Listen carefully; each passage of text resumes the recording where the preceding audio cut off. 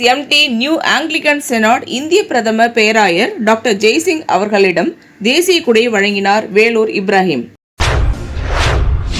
Chennai Pulianthope KM கார்டனில் உள்ள அப்போஸ்தல இயேசு கிறிஸ்துவ திருச்சபையில் ஏஎஸ்எம்டி நியூ ஆங்கிலிகன் செனாட் இந்திய பேராயத்தின் மாநில நிர்வாகிகள் கூட்டம் நடைபெற்றது. ஏஎஸ்எம்டி நியூ ஆங்கிலிகன் செனாட் பேராயத்தின் இந்திய பிரதம பேராயர் டாக்டர் ஜெய்சிங் தலைமையில் நடைபெற்ற நிகழ்ச்சியில் சிறப்பு விருந்தினராக பாஜக சிறுபான்மையினர் பிரிவு தேசிய செயலாளர் வேலூர் இப்ராஹிம் கலந்து கொண்டார்.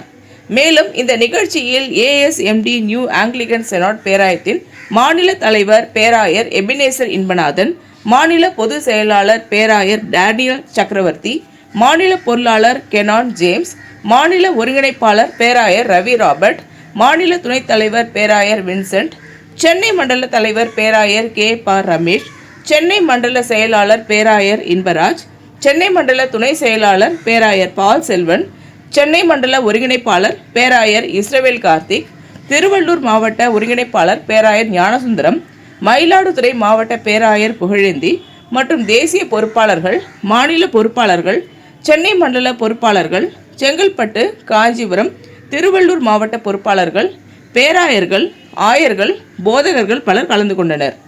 மாநில நிர்வாகிகள் கூட்டத்தில் பேராயத்தின் வளர்ச்சி, பேராயர்கள், ஆயர்கள், போதகர்கள், ஊழியர்கள், பணியாளர்கள் நலன் மற்றும் பாதுகாப்பு குறித்தும் மத்திய மாநில அரசு சிறுபான்மை மக்களுக்கு வழங்கும் பல்வேறு நலத்திட்டங்களில் எப்படி பயன்பெறுவது என்பது குறித்து ஆலோசிக்கப்பட்டது.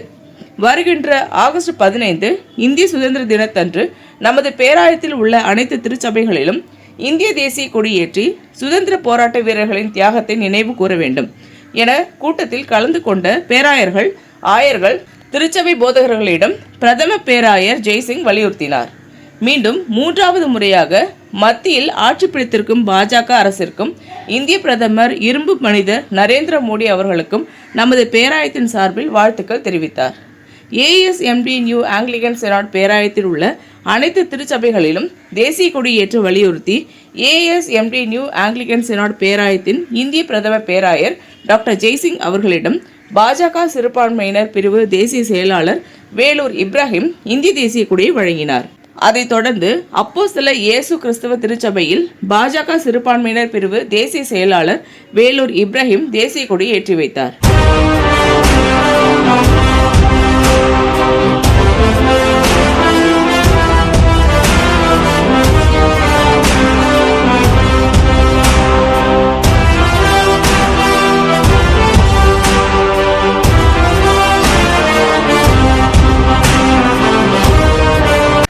ஏஎஸ்எம்டி நியூ ஆங்கிலிகன் செனாட் பேராயத்தின் இந்திய பிரதம பேராயர் டாக்டர் ஜெய்சிங் செய்தியாளர்களை சந்தித்தார். அப்போது அவர் செய்தியாளர்களிடம் கூறியதாவது: அமேன்.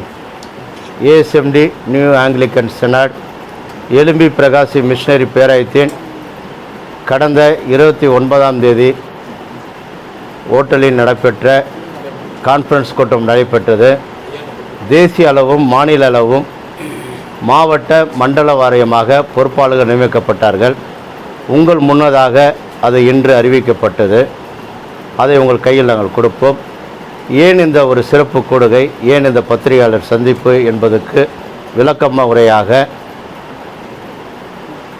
தேசியத்தில் இருந்த நம்ம தேசிய கொடியை 9ஆம் தேதியிலிருந்து 15ஆம் தேதி வரை பாரத பிரதமர் அவர்கள் உத்தரவினால் அதை நிறைவேற்றும் வகையில் வேலூர் இப்ராஹிம் அவர்கள் தேசிய சிறுபான்மை செயலாளர் அவர்கள் எங்களை சந்தித்து இன்று வந்து அவர் தன்னுடைய தேசிய கொடியை எங்களுடைய இல்லத்திலும் கிறிஸ்தவர்கள் வாழும் பகுதி மக்களிலும் திருச்சபை ஆலயங்களிலும் அதை கட்ட வேண்டும் என்று பிரதமர் அவர்கள் சொல்ல ஆணையை அணுகி நாங்கள் ஒரு மனமாக தீர்மானித்து நேற்று நடந்த குழுவில் மாநில அளவு அதை பேசி உடனடியாக அதை அனுப்பிவிட்டு மண்டல பேராயர் ஐயா கேபா ரமேஷ் ஐயா அவர்கள் திறந்த மனதோடு என்னுடைய திருச்சபை அப்போஸ்தலர் இயேசு திருச்சபையில் இதை ஒழுங்கு செய்யலாம் என்று நேற்று உருவாக்கப்பட்டு அதுக்கப்புறமாக சுற்றறிக்கை வைத்து அனைத்து பேராயர்களும் நாகப்பட்டினத்திலிருந்து சதீஷ், மயிலாடுதுறையிலிருந்து புகழேந்தி, திருவாரூரிலிருந்து ரவி ராபர்ட், இப்படி என்று இருந்து மாநில அளவு மாவட்ட மண்டல வாரியாக இந்த நிகழ்வை வந்திருக்கிறார்கள். உங்கள் முன்னதாக தான் அது நடைபெற்றது. இப்பொழுது உங்களுடைய கேள்வியின் நேரம். உங்கள் கேள்விக்கு நாங்கள் பதில் சொல்ல தயாராக உள்ளோம். எத்தனை மாவட்டங்களில் நீங்கள் அதிகாரி 38 மாவட்டத்திலே அதிகாரி இருக்காங்க. என்ன மாதிரி அதிகாரி, என்னென்ன பேராயர் வேலைகள் என்ன? பேராயர் மக்கள் பணியும் செய்யணும், இறை பணியும் செய்யணும். நீங்கள் பண்ணுறதுக்கு இந்த சிஎஸ்ஐ மற்ற இதெல்லாம் இருக்கு பாருங்க, அதுக்கு என்ன மாதிரியான தொடர்பு? சிஎஸ்ஐ என்பது 76 ஆண்டுகளாக உருவாக்கப்பட்ட ஒரு ஸ்தாபனம். ஏஎஸ்எம்டி 3 ஆண்டுகளுடைய ஸ்தாபனம். மக்களுக்கு கீழ்மட்டத்தில் இருக்கிற தனியாக இருக்கின்ற போதர்களுக்கு ஒரு அதிகாரத்தை கொடுக்க வேண்டும், அவர்களை வெளிச்சத்துக்கு கொண்டு வரணும் நாங்கள் நினைக்கிறோம். எங்களுக்கு என்று ஒரு வட்டம் கிடையாது. இது வெறும் தமிழ் மாநிலம் மட்டுமல்ல, அண்டை மாநிலம் சவுத் நார்த் என்று பிரித்து ஒரு மாநிலத்திலும் அதுக்கான பணிகளை மேற்கொள்கிறோம். கடந்த வாரம் முழுவதாக தெலுங்கானா மாநிலம், ஆந்திர பிரதேசம், மகாராஷ்டிரா, ஒரிசா, பஞ்சாப் இது போன்ற பல இடங்களிலிருந்து ஏஎஸ்எம்டியுடைய விரிவாக்கத்தை நாங்கள் விரும்பாக்கி கொடுக்கிறோம். அவர்களுக்கும் எங்களுக்கும் என்ன வேறுபாடு என்பது கிடையாது. இயேசு ஒருவர் தான், அவருக்கு தான் நாங்கள் வழிபடுகிறோம். அவங்களுடைய டினாமினேஷன் என்பது அவங்களுக்குள்ளே தான் அந்த ஐக்கியம் இருக்கும். ஆனால் நாங்கள் கிறிஸ்தவராக இருந்து யார் ஊழியம் செய்ய வருகிறார்களோ அனைவரையும் இரு கரம் கொண்டு அவங்களை வரவேற்று அணைக்க நாங்கள் துணிந்தவர்களாக இருக்கிறோம். இதுவரை 8650 பேருக்கு ரெவரண்ட் ஆர்டினேஷன் கொடுத்துருக்கோம். நேற்று நாங்கள் விசாகப்பட்டினத்தில் முந்தானது பேசும்போது 2500 ஆந்திரா பிரதேசத்தில் மட்டும் ரெவரண்ட்டுகள் தயாராக இருக்கிறார்கள்.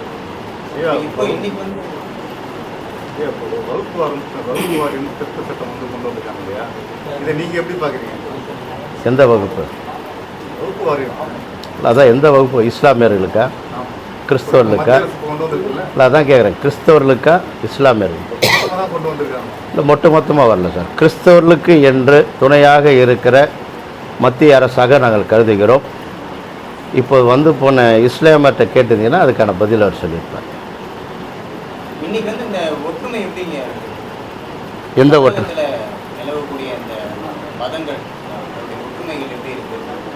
அதுக்கு முதல் மூச்சாக தான் எனக்கு முதல் ஒற்றுமையை காட்டியிருக்கோம்.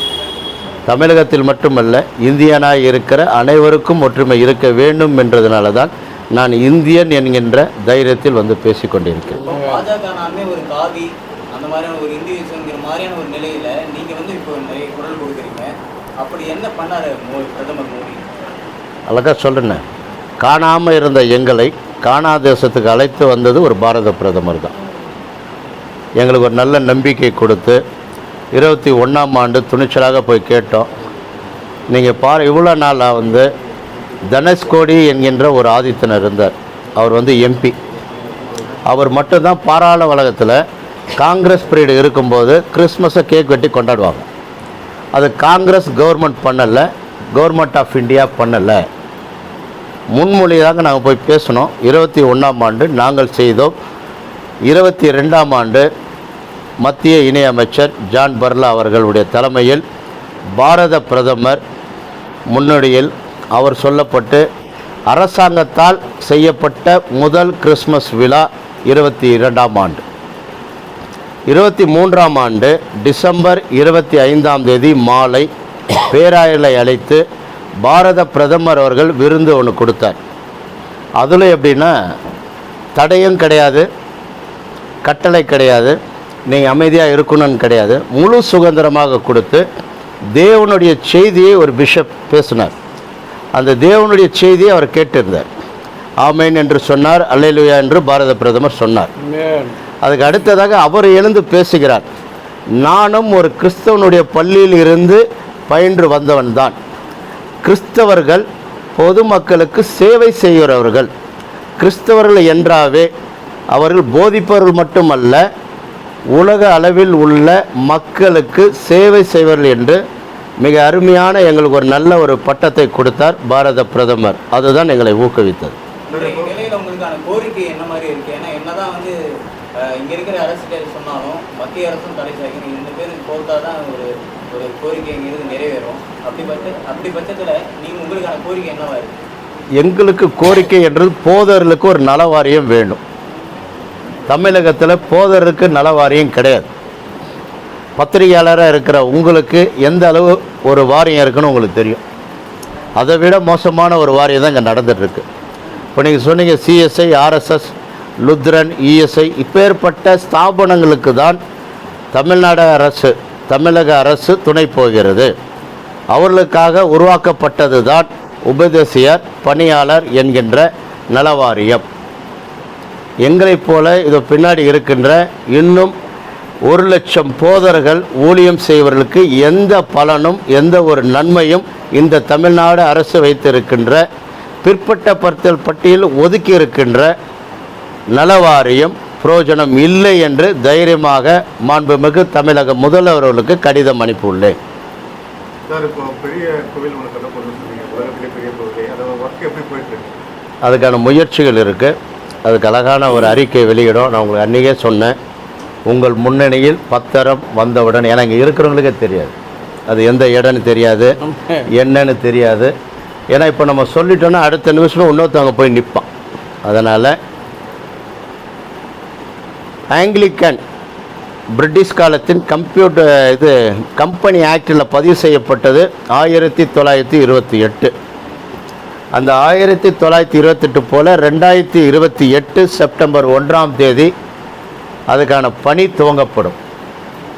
அடிக்கல் நாட்டு விழா அன்னைக்கு இருக்கிற பாரத பிரதமர், அன்னைக்கு இருக்கிற தமிழக முதல்வர், மாநில இடத்தில் இருக்கிற அனைத்து முதல்வரும் அதில் பங்கு பெறுவார். இன்னைக்கு ஒரு பொதுவான சிலர்கிட்ட ஒரு கருத்து இருக்கு, மதமாற்றம் பண்றாங்க, இந்த மாதிரியான ஒரு சர்ச்சைகள்லாம் இருக்கு. இது நீங்க என்ன சொல்றீங்க? நாங்கள் மதமாற்றம் பண்ணல சார், மனமாற்றம் தான் செய்யும். நாங்கள் மனிதர்கள், நாங்கள் போதிக்கிறோம், நாங்கள் வேதத்தை படிக்கிறோம். நீங்கள் ஒரு இன்ஜினியர் படிக்கிறீங்க, நீங்கள் இன்ஜினியருடைய வேலையை தான் உங்களால் பண்ண முடியும். நீங்கள் ஒரு ப்ரெஸ், நீங்கள் அதுக்கேற்ற இதை படிச்சிருப்பீங்க, கொஸ்டின் கேட்குறீங்க, நீங்கள் அந்த துறையை தேர்ந்தெடுப்பீங்க, ஊடகத்தில் இருக்கிறீங்க. டாக்டர் எம்பிபிஎஸ் படிச்சுட்டு அவன் இயேசை பற்றி சொல்ல முடியாது. நாங்கள் இயேசுவை பறித்து அறிந்தவர்கள், அவரை ருசி பார்த்தவர்கள். அப்போ நாங்கள் சொல்லாத யார் சொல்ல முடியும்? நாங்கள் சொல்வது போதனை அல்ல, நாங்கள் எப்படி மாறினோம் என்ற வார்த்தையை சொல்லுகிறோம். மக்கள் உற்று கவனிக்கிறாங்க. இங்கே இருக்கிற பகுதி மக்களில் கேஎம் கார்டன் பகுதி மக்களுக்கு மாதம் ஒரு முறை அது மாதிரி சொல்லுவோம். அவர்கள் நன்று இருக்கும்போது கர்த்தர் அவர்களோடு மனதில் பேசும்போது தான் தெரியும் அது மனமாற்றமே தவிர மதமாற்றம் கிடையாது. மதமாற்றம் செய்வர்களுக்கு தான் நீங்கள் கேட்குற கேள்வி பொருந்தும். நாங்கள் செய்வது ஏஎஸ்எம்டி நியூ ஆங்கிலிக்கன் செனாட் எலும்பி பிரகாசி மிஷனரி பேராயம் செய்கின்ற ஊழியம் மனமாற்றம் ஒன்று தான். சார், இப்போ ஏற்கனவே மாநில நிர்வாகிகள் அறிவிச்சிருக்கீங்க. பொதுவாக அவங்க போன நிகழ்ச்சியெலாம் வந்தாங்க, இந்த நிகழ்ச்சியில் பல பேர் காணும். அது இல்லாமல் நீங்கள் பேசும்போது சொன்னீங்க, நிர்வாகிகளுக்கு சரிவர செயல்படலைன்னா உடனே எப்படி நாங்கள் பதவி கொடுத்தோமோ அதே மாதிரி பதவி பறிக்கப்படும் சொன்னீங்க. எந்த மாதிரி விஷயங்களை அவங்களுக்கு ரெஸ்ட்ரிக்ஷன் பண்ணிருக்கீங்க? செயல் இல்லாதவங்க நிறைய பேர் இருக்காங்க. நான் இதை குறித்து அவங்ககிட்ட 29ஆம் தேதியே சொல்லிட்டேன். பாதி பேருக்கு தெரியாது. ஏன்னா போன டிசம்பர் நீங்கள் எல்லோரும் என்னுடைய வீட்டில் இருக்கும்போது நான் என்ன சூழ்நிலை இருந்துன்னு பார்த்தீங்க. அந்த சூழ்நிலையில் அறிவிக்கப்பட்டது. யாரும் அது செயல்படாததுனால கலைக்கப்பட்டது. இந்த வாட்டி கலைக்கப்பட மாட்டாது, களை எடுக்கப்படும் அப்படி தான் சொன்னேன். ஏன்னா நமக்கு ஒரு வெப்சைட் இருக்குது, வெப்சைட் எடுத்து பார்த்தா மட்டும்தான் நீ லைவாக இருந்தால் நீ லைவில் இருக்கலாம், இல்லைன்னா லைவில் இல்லைன்னு அர்த்தம். ஐடி கார்டு வச்சுருந்தா பாக்கெட்டில் தான் வச்சுக்கணும். இப்போ நான் கொடுத்தா ஐயாக்கு ரெவரன்ஸ் சர்டிஃபிகேட்டு, அவர் லைவில் இருப்பார், அதை நீங்கள் பார்க்கலாம். அந்த அளவு வெப்சைட்டு இயங்கும், உலக அளவில் அது இருக்கும். அதுக்கான அறிமுக கூட்டம் இன்னும் ஒரு 10-15 நாளில் பிரம்மாண்டமாக நடக்கும். அடுத்த ஒரு கிறிஸ்மஸ் திருவிழா எங்கே நடக்கும் போது என்ன யாராவது வர போகிறாங்க? இங்கே யாரும் வரல, நாங்கள் செல்ல ரெடியாக இருக்கிறோம். முதலாக எங்களோட குறிக்கோள் ஜனாதிபதியில் மாளிகையில் இருக்கின்ற வேலைக்காரர்கள் அனைவருக்கும் சர்வெண்ட்டுக்கு எவ்வளோ பேர் கணக்கெடுத்து, பாராளுமன்றத்தில் இருக்கிற பணியாளர்கள் 543 உறுப்பினர்கள், மேலைய உறுப்பினர்கள் அனைத்து கணக்குகளும் எடுக்கப்பட்டு அனைவரையும் சந்திக்க நாங்கள் தயாராக இருக்கிறோம். எல்லா மாநிலத்தின் முதல்வரையும் சந்திக்க ரெடியாக இருக்கிறோம். அந்தந்த பகுதி மக்கள்கள் அதை செய்வார்கள். அதுதான் உண்மையான கிறிஸ்தவம். அதே போல் ஏழை மக்களோடு தான் இந்த கிறிஸ்மஸ் இருக்கும். ஏஎஸ்எம்டி என்கின்ற தனி முத்திரை பதிக்காது. உங்கள் ஆதரவு பாலஸ்தீனுக்கா இஸ்ரேலுக்கா சார்? எங்களுடைய அதுதான் நாங்கள் வந்து டெல்லிக்கு போயிருந்தேன். டெல்லிக்கு போகும்போது அங்கே இருக்கிற பாலிஸ்தீனில் வந்தவங்கெல்லாம் இங்கே இருக்கிறாங்க. அம்பாசிடரோடு உட்காந்து அமர்ந்து விருந்து கொடுத்தாங்க. அப்போ அவர் சொன்ன வார்த்தை, நீங்கள் எங்களுக்கு எதிரி அல்ல, நீங்களும் நானும் அன்பு சகோதரர்கள், அங்கே இருக்கிற யூதர்கள் தான் என்று சொன்னாங்க. ஒன்று. அப்போது இப்போ சமீபத்தில் ஒரு நடந்த விஷயம் என்னென்னா, ஆங்கிலிக்கனுடைய ஹாஸ்பிட்டல் அங்கே இருக்குது பாலஸ்தீனில். அது குண்டுகள் வெடிக்கப்பட்டு காலி செய்யப்படும் என்று சொன்ன உடனே அங்கே இருக்கிற பாலஸ்தீனுடைய டைசிஸ், அங்கே இருக்கிற பாரத பிரதமர், அவர் எனக்கு ஒரு நிலுவையின் கடிதம் அனுப்பி வச்சு, உங்களால் எனக்கு சப்போர்ட் பண்ண முடியுமான்னு கேட்டார். மனிதாவின் மானியத்தினாலும் இயேசுவின் பிறப்பால் உருவாகின அனைவரும் சமம் என்கின்றதுனால தைரியமாக கடிதம் அனுப்பினேன். அந்த கடிதத்தை ஏற்று ஆங்கிலிக்கன் அந்த நோட்டீஸை வாபஸ் பெற்றது. இது எந்த அரசியல் இல்லை, நாங்கள் பாலஸ்தீனுக்காக இல்லை, மனிதாபிமான உள்ள இருக்கிற மனிதத்தை நேசிக்கிற அனைவருக்கும் நாங்கள் ஆதரவாக இருக்கிறோம். ஆமென். இந்த வீடியோ உங்களுக்கு பிடிச்சிருந்தா லைக் பண்ணுங்க, கமெண்ட் பண்ணுங்க, ஷேர் பண்ணுங்க, சப்ஸ்கிரைப் பண்ணுங்க.